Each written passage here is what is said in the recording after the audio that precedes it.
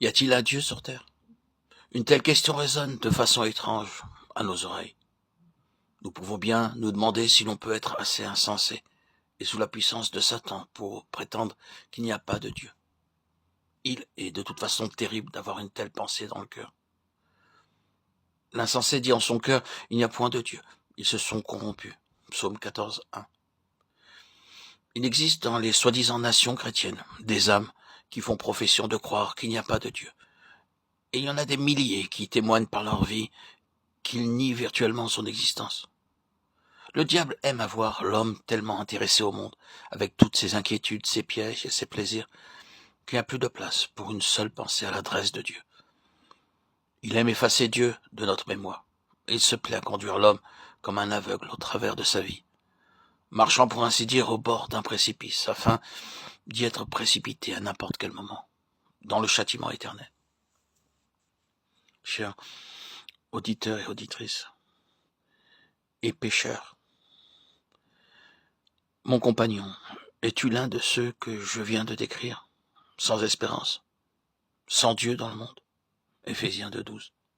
Es-tu un de ceux dont le Dieu de ce monde, Satan, a aveuglé l'intelligence de peur que la lumière du glorieux évangile de Christ illumine ton cœur? 2 Corinthiens 4,4. Permets-moi de solliciter de ta part de donner au Seigneur Jésus-Christ la place dans tes pensées pour un seul instant. Et réfléchis un peu à ce qu'il est et à ce qu'il veut.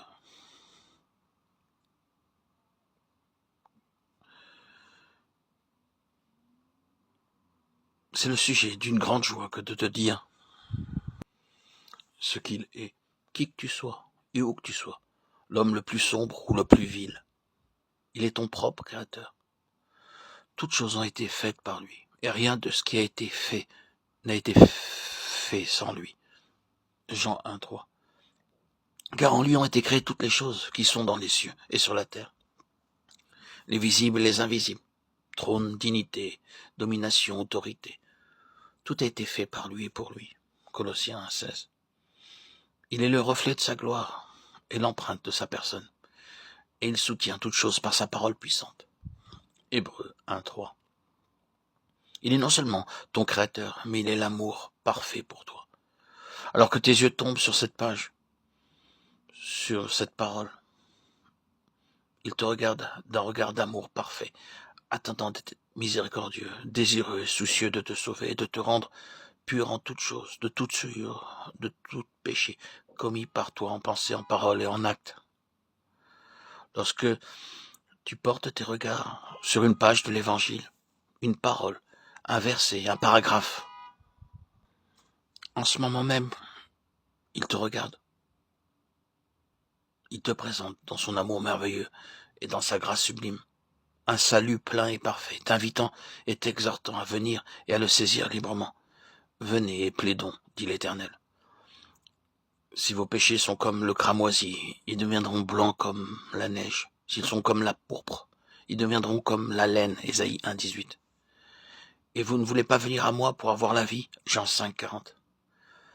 Chère auditrice, cher auditeur, cher abonné, Dieu a tant aimé le monde qu'il a donné son Fils unique, afin que quiconque croit en lui ne périsse point, mais qu'il ait la vie éternelle. Jean 3,16. Oui, cher pécheur, le Seigneur Jésus-Christ, le Fils unique de Dieu, a souffert la mort la plus cruelle sur la croix, à ta place, afin que tu sois sauvé. Cher compagnon, le Seigneur de vie et de gloire a quitté son trône au ciel pour venir sur cette terre comme l'homme de douleur. Il a pris une forme de serviteur en devenant semblable aux hommes. Il s'est humilié lui-même, se rendant obéissant jusqu'à la mort, même jusqu'à la mort de la croix. Philippiens 2, 7, 8. Il a traversé cette humiliation et cette agonie terrible afin que tu ne souffres pas cette agonie des flammes du feu éternel de l'enfer.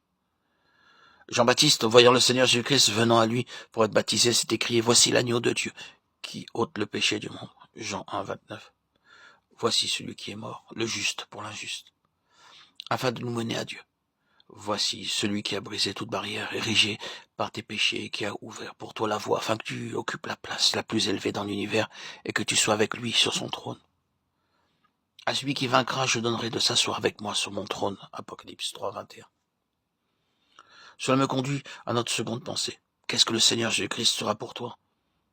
Il sera ton juge, misérable, qui le rejette? Il a fixé un jour où il jugera le monde selon la justice par l'homme qu'il a désigné, ce dont il a donné à tous une preuve certaine en le ressuscitant des morts. Acte 17, 31. C'est une chose terrible que de tomber entre les mains du Dieu vivant. Hébreux 10, 31. Que le Seigneur sauve ton âme, précieuse et immortelle. Cher auditeur, chère auditrice, cher abonné, qu'il te conduise à te réjouir en écoutant ces paroles bénies.